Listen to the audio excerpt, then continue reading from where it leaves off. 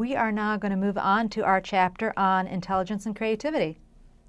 So one of the first things that we're going to try to talk about in this lecture is we're going to define intelligence. So what is intelligence? We're going to try to answer that question. And intelligence, basically, it's the ability to solve problems well and to understand and learn complex material. Defining intelligence can be really challenging, and part of the difficulty is that intelligence is very dependent upon context, the characteristics that our culture values and needs. Intelligence is also difficult to define because we know that intelligence exists, but we cannot measure it directly. We know that some people are smarter than others, but how do you prove this? In this way, intelligence is what we call a hypothetical construct. It's something that we know that exists. We know that there are differences between people, but it can't be measured directly in the way that height can be measured or weight can be measured. Because we cannot measure intelligence directly, i.e. with a scale or a measuring tape, what we do is we develop psychometrics. And psychometrics are psychological measurements. They're basically a way of studying intelligence. In other words, they're IQ tests. We use IQ tests in order to study intelligence. So let's talk a little bit about the history of intelligence.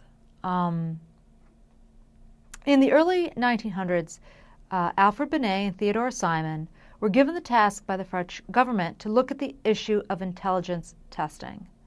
Binet and Simon worked within the French school system and developed a measurement that would see if a student was working at the appropriate level for his or her grade. The point was to be able to identify students who were having a more difficult time in school and to give them academic assistance that they needed. So it was really a screening tool. That's what Binet and Simon were trying to develop, a way of screening out students that needed that extra help, that needed that extra academic attention. So what they developed is really what we consider now to be the first intelligence test. It identified students who needed that extra help, and it tested many children at every age and compared individuals to what it meant to be normal at a particular age. Their measurement looked at the issues of reasoning, thinking, and problem solving. And it ended up being a very successful way of screening out students that needed that extra help. Now, Terman, who worked at Stanford University, took Binet's work and he standardized it. In other words, he statistically modified Binet's work so that we can compare IQ scores. And so what we've got now is this Americanized version of the Binet-Simon test. Louis Terman called it the Stanford Binet. And he called it the Stanford Binet because he was at Stanford University. Generally, when we think of an IQ test, this is what it is. Simon and Binet give us this idea of mental age. They give us the idea of chronological age, but it's really Terman who takes that and standardizes it and allows us to make comparisons between individuals. So how do you calculate IQ? IQ basically stands for intelligence quotient. IQ is your score on an intelligence test based on mental age, chronological age, and comparing norms. It is a number that reflects the degree to which a person's score on an intelligence test differs from the average score of others in his or her age group. The real powerful of standardization is that it allows us to compare an individual to a standardized sample. So mental age, MA, is the level of intelligence based on the mentally average person of a given chronological age. And this is what was given to us, what was started by the work of Binet. Chronological age is your actual years. That's CA, that's basically how old you are. So IQ is pretty much MA, your mental age, divided by CA, that's your chronological age, multiplied by 100. Now make sure that you know this formula, because there are going to be questions about this on the exam. So what does this formula allow us to do? It allows us to standardize IQ scores. It allows us to plot them on a bell curve and to make comparisons. Psychologists love to plot data on a bell curve. They love it because it easily allows them to make comparisons between two scores. So pretty much with IQ scores, what we see is we see a mean of 100, we see a standard deviation of 15, and I'm going to show you what that means when I say standard deviation of 15. And pretty much 95% of people fall between an IQ score of 70 and 130. We call this process of standardization, really we call it norming. You're norming the data. It's the process of setting the mean score and the standard deviation of a test based on this standardized sample. Okay, so here we've got the image of the bell curve.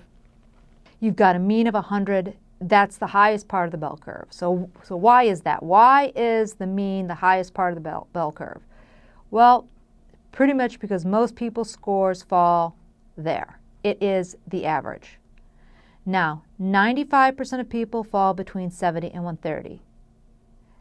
Again, think of it as the bulk of the curve. The majority of people are going to fall under this curve.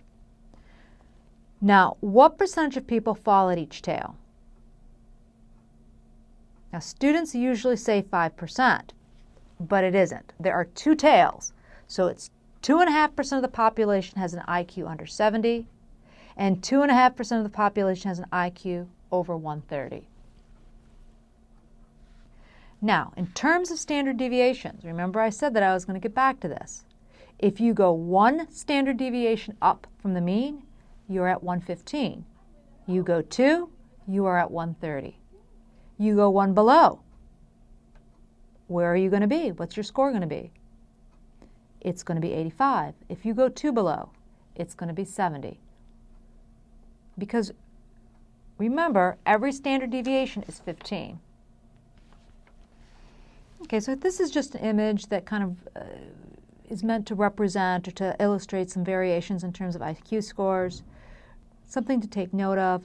Again, in terms of percentage of the population, we see just about 2.5% of the population as having as being over 130 and being below 70.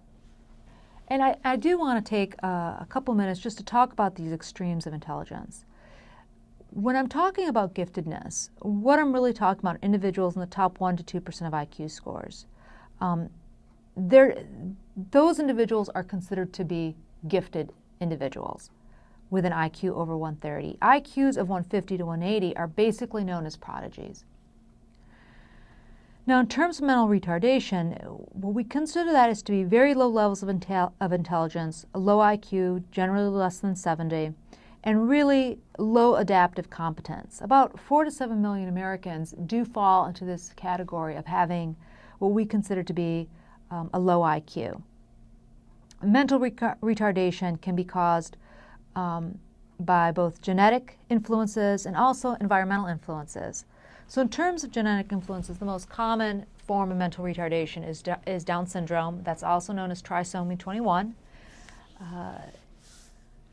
And in terms of environmental influences, one of the most common impacts is fetal alcohol syndrome, when the mother consumes, really overconsumes alcohol during pregnancy, that you are going to get fetal alcohol syndrome. And so along with low IQ levels, you often get also facial defects, low stature, those sorts of issues also come along with this. One of the things that we've seen more recently in history in terms of those individuals that are both gifted and mentally retarded is in public schools. We've been seeing what we call streamlining. So anyone that's interested in going into education or interested in teaching in the classroom, they do have to be prepared for the fact that school districts now are taking students that are considered to be special needs, and gifted students are also considered to have special needs because they need more intellectual stimulation than the average student would. And taking those students and basically streamlining them into regular classrooms. So those of you out there that are thinking about education as a career, you do need to keep that in mind and make sure that you do take some coursework in this area so that you are prepared. All right, so if we were to construct an intelligence test, what does it need? What are its characteristics? What do you need to have in the test in order to make it a good test?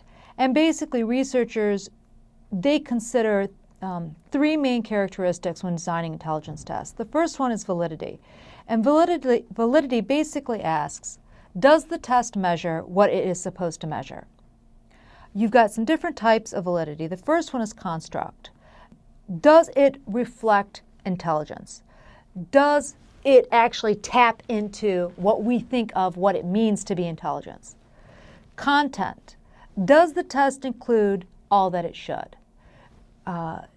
One of the things I often ask my in-class students is to say, well, what does it mean to be intelligent? How can you tell when a person is intelligent? And some of the things that they say are things like good memory, good ability to solve problems, good comprehension. And if that's the qualities or the variables that you believe make up this construct of intelligence, you want to make sure that you are including tests or including items that are going to tap into that. Criterion. Does the test correlate with other tests? How does your test compare with other intelligence tests? So if someone took your IQ test and got a 160, and then they took the Stanford Binet IQ test and got a 70, clearly there's going to be a problem with your test. What you want to do is you want to see a fairly decent level of correlation. If someone is getting 160 on your test, you want them to get 150, 160, 170, right, very close to what your score is on a different IQ test. Predictive validity. Does the test predict performance? Now, remember back to that very first chapter when we were talking about the goals of psychologists and how much they like to be able to predict behavior. This is really, really huge. It's always big for psychologists. How well does your IQ test predict a person's success or failure? One of the reasons why colleges and universities are so enamored with SAT and ACT scores is that they are fairly predictive of your ability to be successful at the university level. So that's why colleges and universities put so much weight on those tests, and they want those scores, and they want to consider those scores for admission, because for them, they know that those scores are fairly predictive. Another major characteristic that researchers like to look at when it comes to developing IQ tests is reliability. Does the test consistently measure in the same way every time? If you take the test in May and you score 160 and you take the test in September and score 90, then you've got a problem with reliability on the test. What should be happening is you take the test in May, you score 160, you take the test in September, you score 155, you take the test again in December, you score 165. You want the scores to be basically clumped together, close together. Finally, one of the last characteristics that is very, very important when it comes to IQ testing is standardization. And this is the extent to which the conditions for taking the test are the same for all test takers.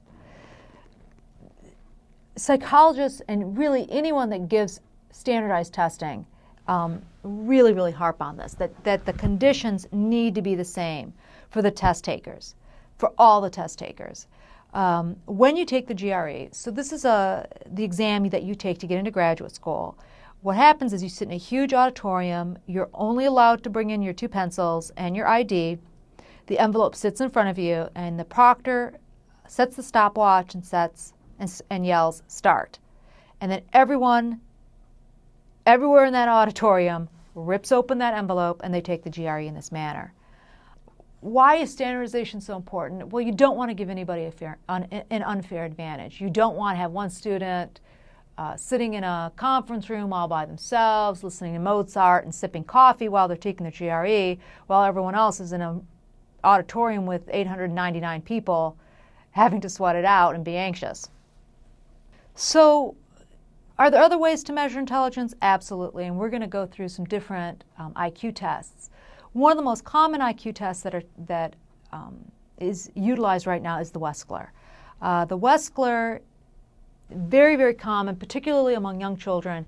And David Wechsler, he developed 2 IQ tests. He developed the WAIS and the WISC. The WAIS is the Wechsler Adult Intelligence Scale, and the WISC is the Wechsler Intelligence Scale for Children. Most school districts do utilize the WISC. And most children, when they come into school around the age of 4 or 5 or 6, they will take the WISC.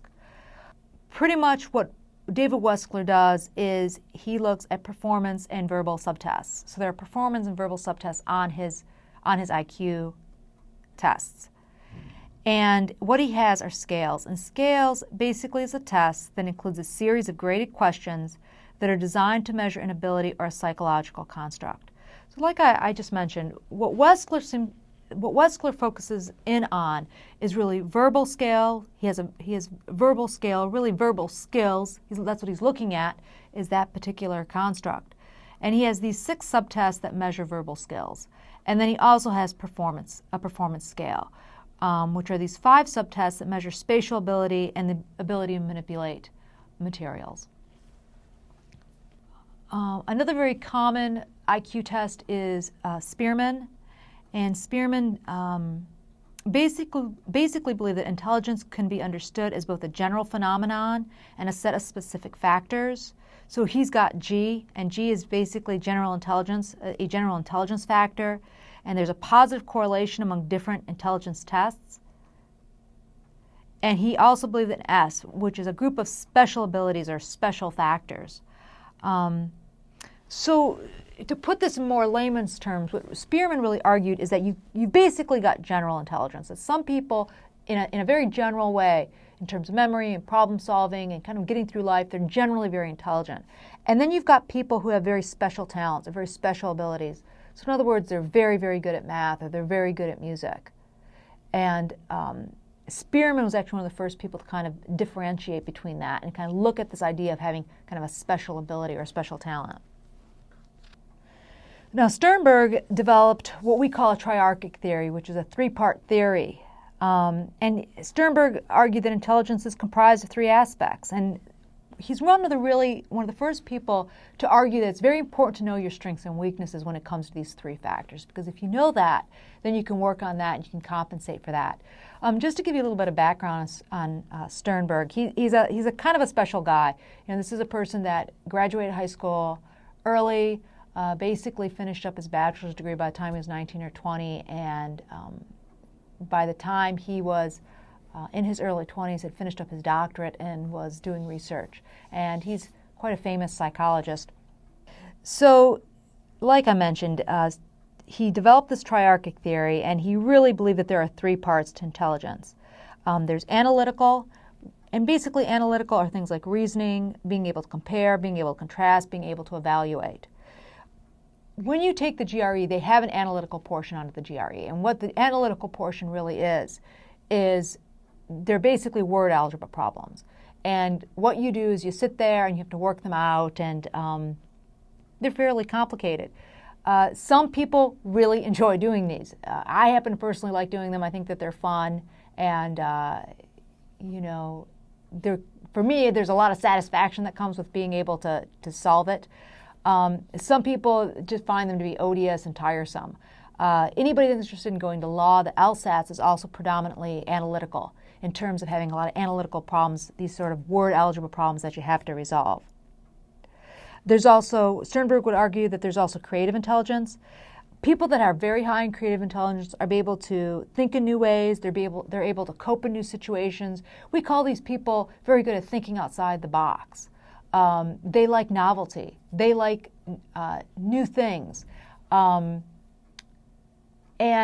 they are often very good at problem solving because they can come up with new ways to solve different situations. And Sternberg would argue that some people are very practical. They're very good at adapting to everyday situations, very good at practical intelligence, very good at being able to get through life on a day-to-day sort of basis. Sternberg argues that it is really important to look at intelligence in everyday situations within this sort of real-world context. And this is a major contribution in terms of the ways that we think about intelligence. Because really, up until Sternberg's time, the idea had always been to just kind of look at intelligence in terms of paper and pencil. But what Sternberg is saying is that that's not really enough. It doesn't really create the full picture. What you want to see is how people are behaving in their real life. And once you get that sense, then you can get to know these strengths and get to know your weaknesses and be able to work on that. One of my favorite theories of intelligence is the work of Gardner. And I just really like this idea of seeing intelligence as a system, of seeing it as seeing a person as having multiple intelligences, that you can be smart in many, many different ways. And Gardner's theory suggests that there are 8 distinct intelligences. The first one is linguistic. Basically, people that have high linguistic intelligence, they're able to learn foreign languages, they like to write poetry, they like short stories, they are good at being able to speak publicly, they're good storytellers. Traditionally, linguists, foreign language teachers, attorneys, these types of individuals would have good linguistic intelligence. Logical, mathematical. Someone that has good logical or mathematical intelligence are good at things like algebra, logic, philosophy. They like to weigh the pros and cons, work things out to the end. Individuals with good spatial intelligence are going to be good at things like geometry, engineering, art, design. And when I'm saying design, I'm saying things from graphic design to interior design, just understanding space and understanding how that works. Musical ability, just the ability to read music, to write music, to play music, to understand tone and pitch, to have a good ear for it. These individuals have high musical intelligence. Bodily kinesthetic refers to athletic ability. People that are high in bodily kinesthetic intelligence are generally athletic. They are quarterbacks and soccer players and figure skaters and gymnasts, and they're just good at being able to manage their bodies in space. Interpersonal. People with good interpersonal intelligence know others. Generally, we see psychologists as having good interpersonal intelligence. They're able to tap into what a person is feeling. They're able to be very reflective, to be empathetic, to be compassionate. And we would say a person that can do that would have very high interpersonal intelligence. Someone who has a high intrapersonal, see the difference there? Intelligence, knows themselves very well. So interpersonal is how well you know others, while intrapersonal is how well you know yourself. Naturalistic intelligence is knowing the patterns of nature. Knowing when to plant, knowing when to sow, knowing how to manage yourself in the wilderness, understanding patterns in nature. That's a person who has high naturalistic intelligence.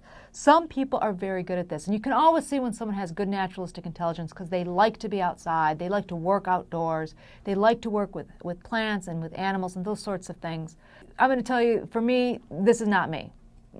You know, I have no interest in the woods and would easily get lost. But some people are very, very good at this and know how to get themselves out of that sort of a situation. The last one I just want to mention is existential. And basically existential intelligence is understanding the spiritual world or understanding, life and philosophy. It's a real tentative category when it comes to Gardner's multiple intelligences. And really what I want you to know for the exam are the main 8. Okay, so what about genes and environment? Is there any relationship between biology and intelligence? And one of the things we see is that when we look at identical twins, and again, we're looking at twin studies here. So remember, these are identical twins that have been separated at birth. So what we're really doing here is we are controlling for those genes and seeing if there's any interaction in terms of the environment. What we find is a pretty high correlation, right around a 0.8 correlation when it comes to IQ and genes. So if one twin has an IQ of 100, the likelihood is that the other twin is also going to have the same IQ. We see less of a correlation with the fraternal twins, about 50%, because they don't share the same level of genes, right? Identical twins share 100% of their genes. And fraternal twins, they're just like any sib. We're talking about 30, 40% of their genes. Now, One of the things I do want to mention, though, in terms of IQ and genetics and environment, is that when it comes to IQ, regardless of what your genetic makeup is, you cannot underestimate the value of having an enriched environment for a child, particularly a child that is under the age of 5. And when I'm saying an enriched environment, I'm talking about an environment where that child is read to, that child is talked to, they are interacting with other children, they're interacting with their parents, they're playing, they have toys that allow them to be imaginative. All these things help in that psychological and that intelligence development. Even though their genetics may limit them, even though their genetics may limit in terms of how high their IQ can be, the enriched environment helps them to reach their full potential. All right, so let's talk a little bit about some group differences and IQ. Those that take a contextualist approach argue that IQ tests are an inappropriate way to measure and study intelligence. When I say contextualist approach, let's get back to what Sternberg is saying. This is this idea that the best way to look at intelligence is really within the real world context. One of the things that individuals who take a contextualist approach argue is that it's really those individuals that design the intelligence tests are the ones that are the most successful at taking the intelligence tests. So what kind of people are designing these intelligence tests? Well, predominantly they're white, they're male, they're wealthy. And what kind of people are doing the best on these intelligence tests? Well, white and male and wealthy. So in other words, what we're talking about here is a test bias. And test bias is basically that the test design leads to a particular group performing well or poorly. And we do see some sex differences and race differences when it comes to IQ testing. Contextualists argue that the best way to measure intelligence is within the real-world context. You want to look at the environment. And tests need to be culture fair and they need to be culture relevant. So when I say we're going to take a contextualist approach, what I'm saying is that intelligence must be understood within its real-world context. And a culture fair test is a test that is equally appropriate and fair for all members of a culture, while a test that is culture relevant is going to tap into the skills and knowledge that is relevant to the cultural experiences of the test takers. So, for example, the people of New Guinea, they build their houses in trees. And when you ask them, how can you tell if someone is intelligent? How can you tell if someone is smart? They're going to explain that a smart person is going to build a good house that is not going to fall out of their tree. Now, if someone from our culture went to New Guinea and built a house in a tree, what are they going to think about us? They're going to think we're not very smart. Clearly, we don't have very many skills. We don't know what we're doing. We're just not going to make it. We're just not going to be able to hack it. But likewise, if someone from New Guinea comes to our culture and took the Stanford Binet, what are we going to think about them? We're going to think that they're not very smart. So this is really the argument that the contextualist is making, that it really doesn't matter if you can memorize a long list of words or if you can solve algebraic equations, when what counts in that particular context is a very specialized set of skills. So how predictive is IQ? Remember, psychologists like to predict. And one of the things that we find is that as you get older, IQ is actually less able to predict the likelihood of success than when you're younger. So let's take a look at this image here. The above chart shows the correlation between IQ and success at every level of education. So as you can see, IQ is fairly predictive of success at the elementary and high school levels. Yet, when you get to college and graduate school, it's not very predictive at all. In fact, once you get into the working world, IQ has very little to do with your success, and it doesn't have very good predictive ability whatsoever.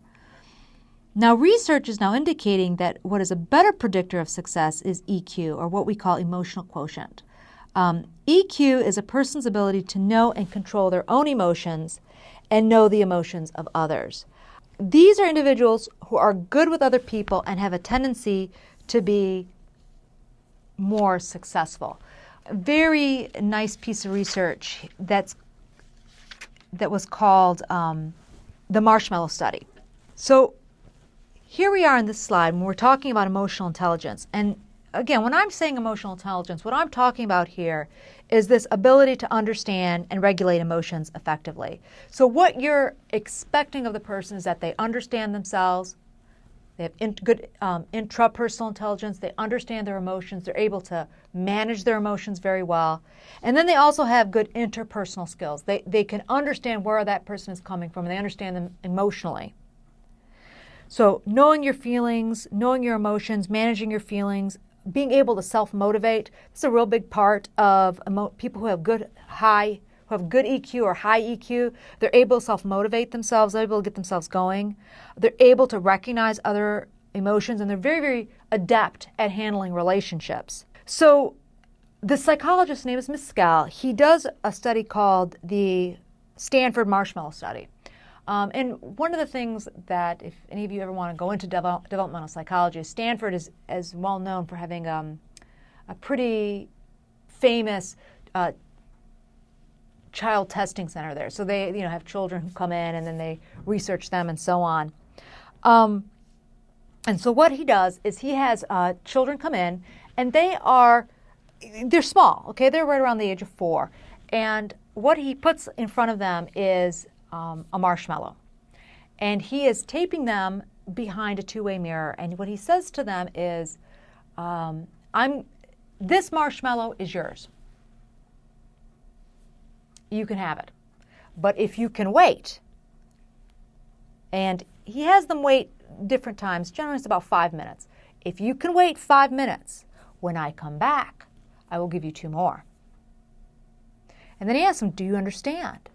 And because he wants to make sure that they cognitively understand their task, right? And so the kids are funny. They say, oh yes, I understand. This is mine, but if I can wait, you'll come back and you'll give me more. And he's like, yes. So then he leaves, and then he watches them, and it's so funny. They are so funny. Some are very good. They look at it, they push the plate away, they put their head down or they put their hands down, and they wait. And when you're 4 years old or you're 5 years old, 5 minutes is an eternity. And some of them cheat a little bit. They sniff it and they lick it and they maybe nibble a little bit on it, but they put it down and they can wait. And some of them, they cannot wait. Some of them, I've seen tapes of this, and one little boy, he picks, as Mescal is explaining the task to him, he picks up the marshmallow, and Mescal's like, well, hold on, I want to make sure you understand the task. And he's like, yes, I understand. If I can wait for you, you'll give me 2 more, but I'm not going to wait. And he eats it right there before Mescal's even left the room. What Mescal then does is he then follows these kids. He follows them all through elementary, into high school, and into college, and even into their adult lives. And one of the things he finds is that those kids that can hold off, that can control their emotions, that understand that if I can keep myself in control, there's a bigger reward that's going to come. Those kids do better. They score higher on their SAT scores.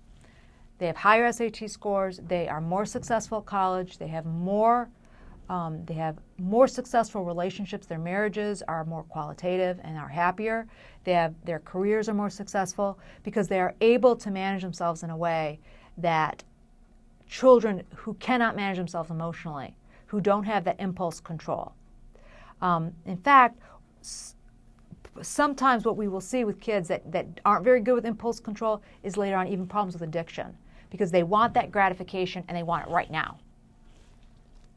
So the last thing we're going to talk about here is a little bit of creativity, and I always like to finish off this lecture talking about creativity. And creativity, it's a unique subset of intelligence in the sense that it's this ability to produce something original, of high quality, or to devise effective new ways of solving a problem. When we think creative people, we think of Mozart, we think of Bach, we think of Picasso, people that are original, that are creative, and that are producing things of value. That's the key. Is it something of value? So it's always arguable whether someone like Lady Gaga would be considered creative or not. Some people will certainly argue that she is very creative. And others would say, well, there's just no value in what she does. All right, this is the end of your lecture. If you're still unclear on anything, be sure to go through it again.